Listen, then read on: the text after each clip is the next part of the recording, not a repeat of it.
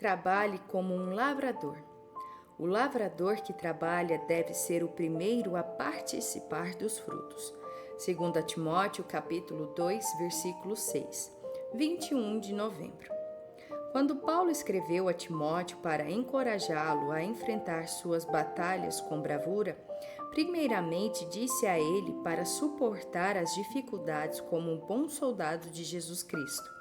Depois, Paulo mudou seu exemplo e exortou Timóteo a desenvolver a mentalidade de um atleta profissional.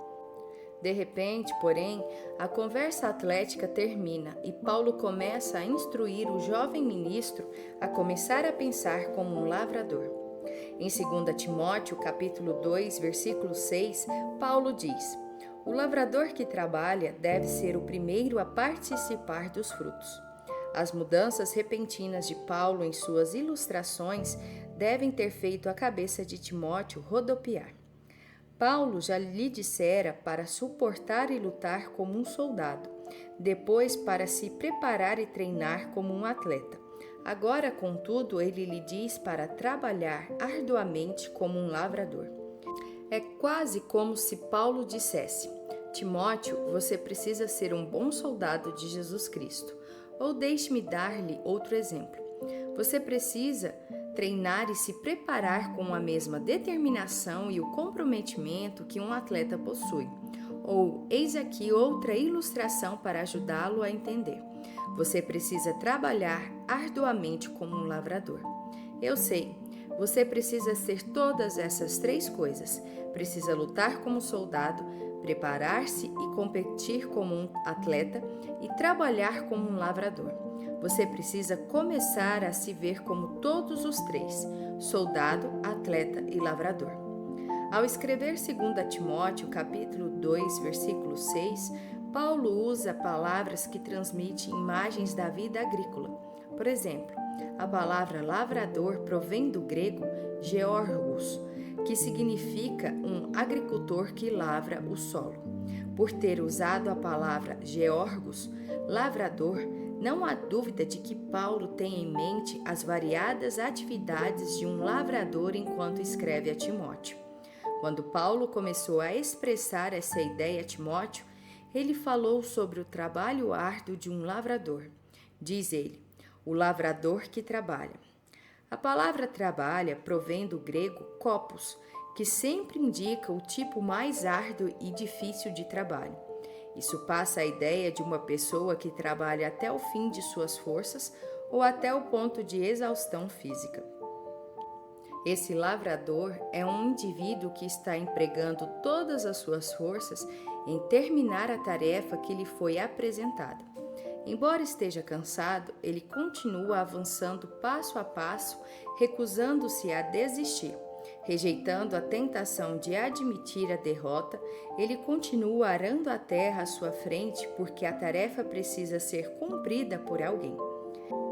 A imagem sugerida por essa palavra kopos é a de um lavrador que trabalha no calor do sol da tarde durante a estação mais quente do ano, com suor escorrendo pelo rosto. Embora o solo seja semelhante à argila dura e seca e o trabalho seja árduo, o lavrador apenas continua arando e semeando, arando e semeando. Após terminar de arar uma fileira de seu jardim, ao fim dela ele se vira e começa tudo de novo na fileira seguinte. No término do dia, o agricultor está fisicamente exausto, mentalmente esgotado, encharcado de suor e coberto de sujeira. Ele realizou o trabalho de um dia difícil. Usando essa ilustração, Paulo nos diz para encararmos os fatos. Se você tiver de fazer uma colheita, terá de sair para o campo e fazer o trabalho. Se você fizer o seu trabalho fielmente como um agricultor trabalhador que quer colher os benefícios de uma grande colheita, terá também uma colheita abundante de sucesso e bênção. Agora chegamos à parte recompensadora. O apóstolo Paulo diz: o lavrador que trabalha deve ser o primeiro a participar dos frutos.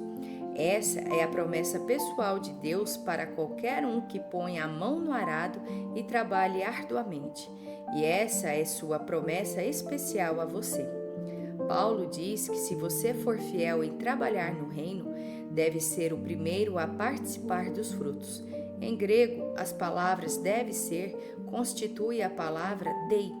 Ela é sempre usada para transmitir a ideia de uma necessidade, uma obrigação, um requisito, uma demanda ou uma regra para a qual não há absolutamente exceção e nunca pode ser quebrada.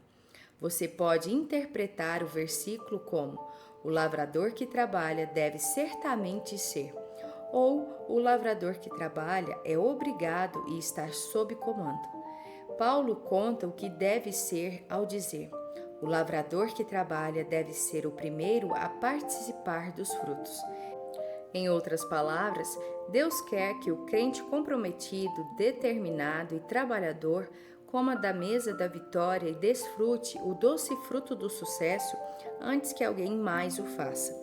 Ao analisarmos todo o texto de 2 Timóteo, capítulo 2, versículos de 3 ao 6, entendemos que Deus está nos dizendo: se você se dispuser a lutar como um soldado, se você se dispuser a se preparar e competir como um atleta, e se você dedicar seu coração e sua alma a trabalhar em seu campo, como faz um lavrador esforçado, eis o que eu farei por você.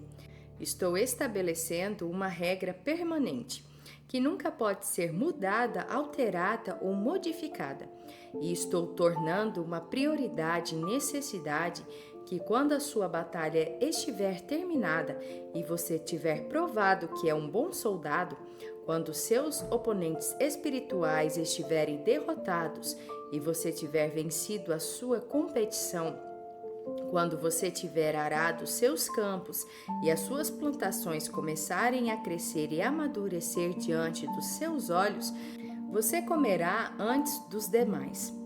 Veja, Deus quer que você coma e desfrute do fruto de seus esforços, assim como um lavrador que trabalha arduamente faz após dar sua vida para ver as suas plantações crescerem em seu campo. A sua parte é trabalhar a sua terra e trabalhar tenazmente para ver o seu sonho acontecer. Depois, Deus promete que você no fim comerá o fruto do seu trabalho árduo. Ao colocar seu foco em fazer bem o seu trabalho, você pode esperar ser abençoado, reconhecido, recompensado e remunerado por seus esforços, porque Deus diz que qualquer um que trabalhe arduamente e se agarre ao seu projeto até o fim merece comer os frutos. Os guerreiros merecem recompensas. Os bons atletas conquistam reconhecimento. Os agricultores têm todo o direito de comer as suas colheitas. E, se você estiver vivendo e lutando por fé para ver certa vitória em sua vida, poderá reivindicar a promessa de Deus de que está chegando o dia em que você comerá os doces frutos da vitória. Essa mensagem deve ter sido muito encorajadora para Timóteo.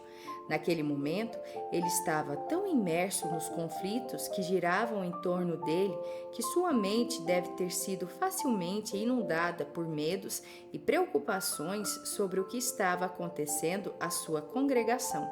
Porém, a mensagem encorajadora de Paulo a Timóteo é a mesma mensagem que Deus tem para você hoje.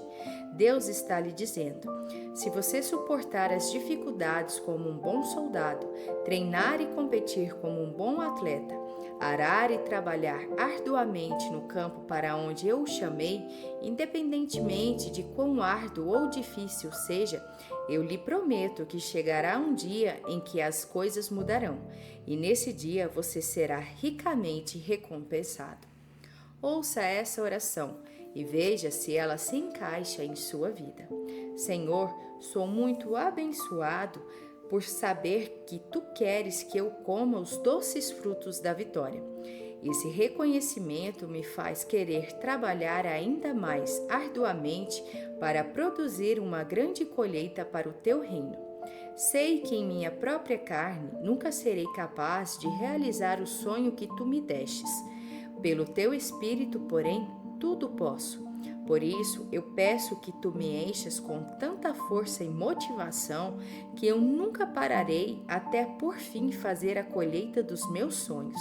Assim eu oro em nome de Jesus. Para refletir. Qual é a colheita dos sonhos em que você vem trabalhando e esperando obter em sua vida? Há mudanças que você precisa fazer no seu estilo de trabalho para realizar os grandes e superabundantes sonhos que Deus colocou em seu coração? Em caso afirmativo, quais são as mudanças que você precisa fazer para se tornar um excelente empreendedor? Você consegue citar 5 culturas que você já colheu na vida em função de seu trabalho, regularidade e fidelidade? Curte, comenta e compartilha. E até o próximo devocional.